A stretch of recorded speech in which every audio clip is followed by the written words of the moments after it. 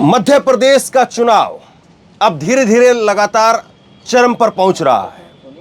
प्रियंका गांधी ने कल जिस तरह से इंदौर में रैली में बोलते बोलते बीजेपी की तुलना अहिरावण से कर दी, उसके बाद में ऐसा लगता है कि प्रियंका और नरेंद्र मोदी जी का मुकाबला मध्य प्रदेश के चुनाव में और जोर पकड़ेगा।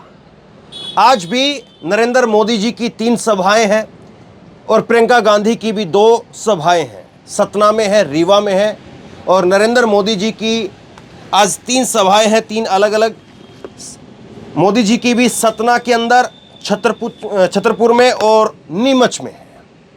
लेकिन कल प्रियंका गांधी ने इंदौर में मोदी सरकार पर, बीजेपी पर हमलावर होते हुए कहा कि इन्होंने, भाजपा ने अहिरावण की तरह से बहरूपीय का भेष धर करके आपकी सरकार को चोरी कर लिया और भ्रष्टाचार के लोक में ले गए। ये प्रियंका गांधी ने कहा।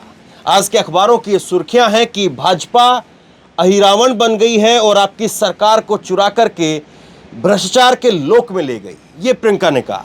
दूसरी तरफ नरेंद्र मोदी प्रियंका पर डायरेक्ट बोलने से हमेशा बचते रहे हैं और ऐसा लगता है कि चाहे राहुल गांधी हो, चाहे मल्लिकार्जुन खड़गे हो, उन पर तो नरेंद्र मोदी बोलते हैं, लेकिन प्रियंका पर नरेंद्र मोदी का सीधा जवाबी हमला आज तक देखा नहीं गया है। अब प्रियंका गांधी ने कल जो ये बात कही है, इस पर आज इंतजार रहेगा कि नरेंद्र मोदी कोई जवाब दे पाते हैं या नहीं दे पाते हैं। हो सकता है कि उनकी तरफ से रावण को लेकर के वो कहीं ना कहीं सहानुभूति बटोरने की कोशिश करें, लेकिन जिस तरह से प्रियंका ने हमला बोला है उसको जरा समझिए। और उसके बाद में प्रियंका नरेंद्र मोदी पर बोलते बोलते आगे यहाँ तक भी कह गई कि नरेंद्र मोदी जो एंटायर पॉलिटिकल साइंस की डिग्री की बात करते हैं, तो वो डिग्री भी कांग्रेस के दिए हुए कंप्यूटर के अंदर ही छपी। तो ये सारी बातें अब धीरे धीरे चुनाव को, चुनावी माहौल को गरमाने की कोशिश कर रही है। और अब किस तरह से किसके भाषण को लोग कैसे लेते हैं, प्रियंका गांधी जो बात बोल रही है उसको लोग कैसे लेते हैं, और साथ ही साथ जब नरेंद्र मोदी हमला बोलते हैं मल्लिकार्जुन खड़गे के ऊपर तो उसको लोग कैसे लेते हैं, राहुल गांधी के ऊपर जब हमला बोलते हैं तो उसको कैसे लेते हैं। लेकिन पहले जरा एक बार सुनिए आप, जब इंदौर में कल प्रियंका गांधी बोल रही थी तो कैसे उन्होंने अहिरावण के साथ बीजेपी की तुलना करते हुए कहा कि मध्य प्रदेश की जनता को अब हनुमान बनना पड़ेगा और जो आपकी सरकार को चोर करके लेकर के गए हैं उस सरकार को आपको वापस लाना पड़ेगा। ये प्रियंका ने कहा, सुनिए। देखिए, आपकी जो ये धरती है, रीना जी बता रही थी कि यहाँ का सबसे सुप्रसिद्ध मंदिर उल्टे हनुमान जी का मंदिर है कि नहीं? बहनें आप जाती होंगी, जाती हैं?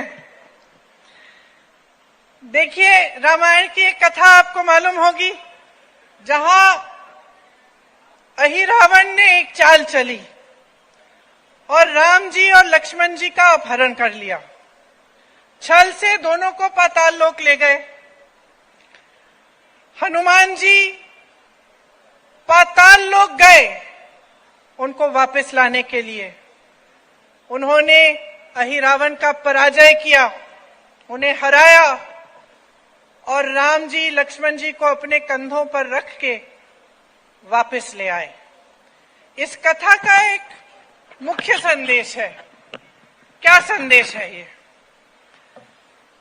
कि जब अन्याय होता है तो हमें उस अन्याय से लड़ना चाहिए। जब ऐसा राज होता है जिसकी कुनीतियों से नुकसान होता है जनता का, तो हमें उसका प्रतिकार करना है। यही मुख्य संदेश है रामायण का भी और रामायण का इस कथा का भी। तो देखिए, यहां सावेर आकर ये कहना जरूरी है कि 2018 में आपने एक सरकार चुनी। लोकतंत्र है इस देश में। जो सरकार आपने चुनी वो आप ही की बनाई हुई सरकार थी। और जिस तरह से अहिरावण ने भगवान राम और भगवान लक्ष्मण के साथ छल किया, उस तरह से आपके साथ भी छल हुआ। कुछ बहुरूपियों ने छल कपट करके आपकी सरकार का अपहरण किया, आपकी सरकार चोरी की, मतलब चोरी कर ली, आपका लोकतंत्र चोरी कर लिया और उसे भ्रष्टाचार लोक में ले गए। अब उसे वापस कौन लाएगा? अगर आप हनुमान नहीं बनेंगे आज के दिन में, तो यहां से जो छल शुरू हुई, आपकी धरती से जो छल शुरू हुई, जिसकी वजह से आप 3.5 साल और एक ऐसी सरकार को भुगत रहे हैं जिसे आपने चुना ही नहीं, जो खरीद फरोख्त से बनी है, रिश्वतखोरी से बनी। अगर आप इस स्थिति को ठीक नहीं करेंगे तो कौन करेगा? आज इस मौके पर अगर आप हनुमान जी की तरह खड़े नहीं हो जाएंगे और आप अपने लिए ये लड़ाई नहीं लड़ेंगे तो कौन लड़ेगा? प्रियंका यही नहीं ठहरी। इसके बाद में प्रियंका गांधी नरेंद्र मोदी जी पर बोलते बोलते और आगे चली गई और उन्होंने कहा कि लगातार नरेंद्र मोदी जी पूछते हैं कि 70 साल में कांग्रेस ने क्या किया। इससे पहले मल्लिकार्जुन खड़गे ने भी इसी तरह का जवाब दिया था। मल्लिकार्जुन खड़गे ने भी यही बात कही थी कि नरेंद्र मोदी और अमित शाह जिस अस्पताल के अंदर पैदा हुए, वो अस्पताल कांग्रेस के बनाया हुआ था। और अब प्रियंका गांधी कल इंदौर में जब बोल रही थी तो प्रियंका गांधी ने कहा कि नरेंद्र मोदी जी की डिग्री का वैसे तो पता नहीं, लेकिन अक्सर जो वो बात करते हैं, बताते हैं कि उनके पास में एंटायर पॉलिटिकल साइंस की जो डिग्री है, वो डिग्री उन्हीं के पिताजी राजीव गांधी जी के द्वारा लाए गए कंप्यूटर युग के दौरान छपी थी। क्योंकि नरेंद्र मोदी जी की डिग्री को लेकर के अक्सर ये विवाद होता है कि नरेंद्र मोदी जी की जिस वक्त में पढ़ाई रही होगी उस वक्त में कंप्यूटर का ज़माना नहीं था, लेकिन नरेंद्र मोदी जी की जो डिग्री सामने रखी जाती है वो कंप्यूटर द्वारा प्रिंट की हुई डिग्री है। तो नरेंद्र मोदी जी को लेकर के, उनकी डिग्री को लेकर के प्रियंका गांधी ने चुटकी ली है। सुनिए जरा। 10 सालों से मोदी जी की सरकार है। आप 10 सालों में आप बताइए, ये कहते हैं ना, आपको ये कह रहा था 70 सालों में कुछ नहीं हुआ। मोदी जी स्कूल गए तो 70 सालों में अगर स्कूल नहीं था तो मोदी जी स्कूल कैसे गए? स्कूल भी कांग्रेस ने ही बनाया होगा। सही बात है। कह रहे थे कि कॉलेज भी कांग्रेस ने ही बनाया हुआ होगा जिसमें मोदी जी पढ़े। अब मुझे नहीं मालूम वो कॉलेज गए थे कि नहीं, लेकिन वो जो एंटायर पॉलिटिकल साइंस का उनका जो सर्टिफिकेट था ना, वो जरूर कांग्रेस के दिए गए कंप्यूटर पे छपा होगा। क्योंकि जब कांग्रेस पार्टी की सरकार थी, मेरे पिताजी प्रधानमंत्री थे, वो कंप्यूटर लाना चाह रहे थे देश में, तो विरोध किसने किया? भाजपा ने किया कि भाई ये सब नहीं चलेगा देश में। आज देखो देश तकनीक में आगे कैसे बढ़ गया है, उसकी वजह से। क्योंकि बहुत सालों पहले, दशकों पहले किसी की सोच थी। दरअसल चुनाव के अंदर आरोप प्रत्यारोप, वार पलटवार का जो दौर है वो दोनों ओर से खूब चलता है। लेकिन कांग्रेस धीरे धीरे इस बात को समझ रही है कि राहुल गांधी जब मोदी पर पलटवार करते हैं, वार करते हैं, तो मोदी आसानी से चुटकी ले जाते हैं राहुल गांधी के ऊपर। लेकिन जब प्रियंका गांधी बोलती है तो मोदी और खास करके बीजेपी के नेता वो भी पलटवार कर नहीं पाते हैं। और ये हमने कर्नाटक में भी देखा और खास तौर पर हिमाचल के अंदर जब चुनाव में, पूरे चुनाव में राहुल गांधी जब भारत यात्रा में थे, उस वक्त में प्रियंका गांधी एक्टिव रही।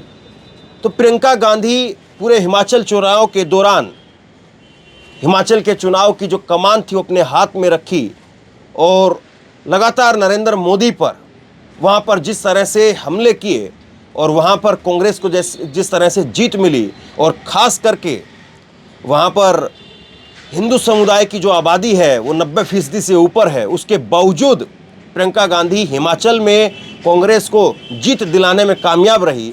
तो उसके बाद में धीरे धीरे बीजेपी भी समझती है कि अब जो है वो प्रियंका गांधी पर अगर हमला किया जाता है तो वो उनके लिए ज़्यादा नुकसानदेह हो जाता है। अब प्रियंका गांधी आज आगे और क्या बोलती हैं, ये चुनाव आगे किस तरफ बढ़ता है, किस तरफ जो है चुनाव का रुख मुड़ता है। नरेंद्र मोदी आज रावण को लेकर के उनके ऊपर जो हमला बोला गया है कि बहरूपिये की तरीके से वो आए और सरकार को चुरा करके ले गए, इंतज़ार इस बात का रहेगा कि मोदी जी की तरफ से क्या पलटवार आता है। लेकिन एक बात बिल्कुल साफ तौर पर दिख रही है कि चुनाव में इस बार 2018 नहीं बल्कि 2023 का रंग दिख रहा है और ये रंग दोनों पार्टियों को पता है। बीजेपी ने एक तरह से पूरी की पूरी कमान वो नरेंद्र मोदी जी को सौंप दी है और नरेंद्र मोदी जी भी लगातार हर रैली में एक ही बात को दोहरा रहे हैं कि मोदी के मन में एमपी और एमपी के मन में मोदी। अब ये नारा, ये जुमला, ये कहाँ तक लोगों के दिलों में उतर पाता है, लोग वाकई क्या नरेंद्र मोदी को अपने मन में उतार पाते हैं। कल नरेंद्र मोदी जी ने कहा कि मध्य प्रदेश के वोटरों का एक वोट 3 कमाल करेगा। मध्य प्रदेश के वोटर का एक वोट अगर वो बीजेपी को देते हैं तो उससे मध्य प्रदेश में बीजेपी की सरकार बनेगी। दूसरा कमाल ये होगा कि नरेंद्र मोदी जी के दिल्ली के अंदर हाथ मजबूत होंगे और तीसरा कमाल ये होगा कि कांग्रेस की करप्शन की सरकार वो कोसों दूर रहेगी। ये नरेंद्र मोदी जी की तरफ से कहा गया। अब चुनाव जब धीरे धीरे परवान चढ़ने लगता है तो उस वक्त में इसी तरह की तुकबंदियां आपस में मिलाई जाती हैं। इन तुकबंदियों को जनता भी बखूबी देख रही है और किस तरह से किसकी तुकबंदी के अंदर कितना दम जनता समझती है, जनता पाती है, या केवल चुनावी भाषण है और चुनावी नंबर स्कोर करने के लिए, चुनाव में अपने आप को आगे दिखाने के लिए, चुनाव में तालियां बजवाने के लिए, चुनाव में वाहवाही बटोरने के लिए इस तरह के भाषण दिए जा रहे हैं, या वाकई जो बात कही जा रही है उस बात में बात है, उस बात में दम है। क्या वाकई मध्य प्रदेश के लोग इस बात को समझ रहे हैं कि बीजेपी ने रावण की तरीके से, बहरूपिये की तरीके से, जिस तरह से रावण बहरूपिये के भेष में आया और सीता जी का हरण करके ले गया, क्या वाकई उसी तरह से बीजेपी ने बहरूपिये के भेष में आकर के कांग्रेस की सरकार को चुराने का काम किया? और जैसे प्रियंका कह रही है कि इस बार मध्य प्रदेश के लोगों को हनुमान बनना होगा, इसका मतलब सीधे सीधे तौर पर कमलनाथ को भी प्रियंका गांधी जो है वो अब उनकी ओर इशारा कर रही है, क्योंकि कमलनाथ जो है वो अपने आप को हनुमान भक्त बताते हैं। छिंदवाड़ा के अंदर हनुमान की एक बड़ी प्रतिमा कमलनाथ के द्वारा लगवाई गई। तो क्या वाकई अब मध्य प्रदेश की जनता अपने आप को हनुमान के तौर पर देखेगी? सबसे बड़ा सवाल यही है। और नरेंद्र मोदी जी जिस तरह से उनका प्रचार प्रसार चल रहा है, उसको वो आगे और कितना बढ़ा पाते हैं, आगे और कितनी धार दे पाते हैं, क्योंकि तीनों राज्यों के अंदर मोदी के ही नाम पर, वैसे तो 5 राज्यों में चुनाव है, लेकिन जिन 3 राज्यों में बीजेपी का वजूद है, उन तीनों राज्यों में नरेंद्र मोदी के नाम पर ही बीजेपी मैदान में है। तेलंगाना में बीजेपी का वजूद नहीं है, क्योंकि तेलंगाना में 1 या 2 सीट अगर बीजेपी की पूरे तेलंगाना में अगर आ जाए तो बड़ी बात होगी, वरना 3 सीट पर भी जो है वो बीजेपी मैक्सिमम टू मैक्सिमम जा सकती है।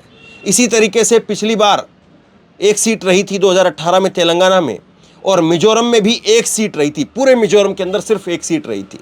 और इस बार तो मिजोरम के मुख्यमंत्री ने कह दिया कि मैं नरेंद्र मोदी जी के साथ में मंच शेयर नहीं करूंगा, रैली में मोदी के साथ में नहीं बैठूंगा, क्योंकि अगर रैली में मैं मोदी के साथ बैठता हूं तो हमारा नुकसान होगा और लोग हमारे लिए गलत सोचेंगे।